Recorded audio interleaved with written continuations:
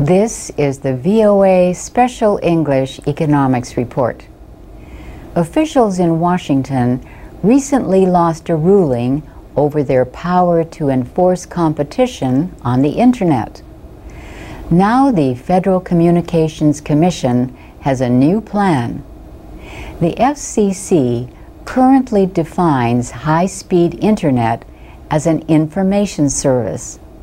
As such, its powers to set rules for broadband service have never been clearly recognized. But telephone service is a recognized area for the agency to regulate. So the FCC proposes to redefine broadband as a telecommunications service. Congress could give the agency clearer powers over broadband.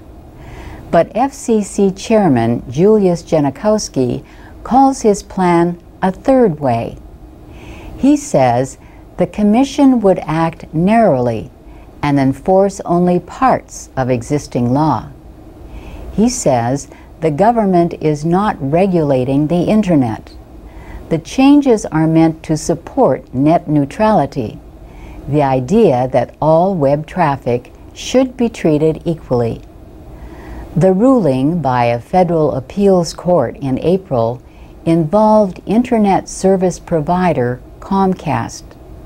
The judges ruled that the FCC had no legal basis for an effort to keep Comcast from limiting access to some services over its network. The company said file-sharing users were slowing its traffic.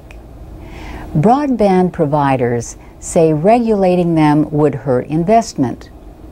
Verizon Communications called the chairman's plan legally unsupported.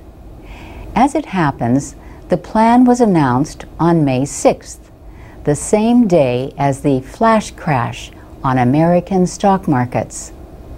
The Dow Jones Industrial Average briefly suffered a severe drop. On May 18th, the Securities and Exchange Commission announced new circuit breakers to support orderly trading.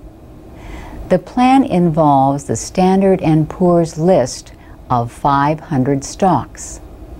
Stock exchanges have agreed to temporarily halt trading of any stock that rises or falls 10% or more within 5 minutes. The rules will be re-examined in 6 months and could be expanded. And in another development, the Senate voted on May 20th to permit final debate and a vote on a financial reform bill. The House of Representatives has passed its own bill already. The House and Senate versions will need to be combined into final legislation for President Obama to sign into law. The proposed changes in financial rules are the most extensive since the 1930s. The President says the aim is not to punish banks, but to protect the larger economy and the American people. And that's the VOA Special English Economics Report.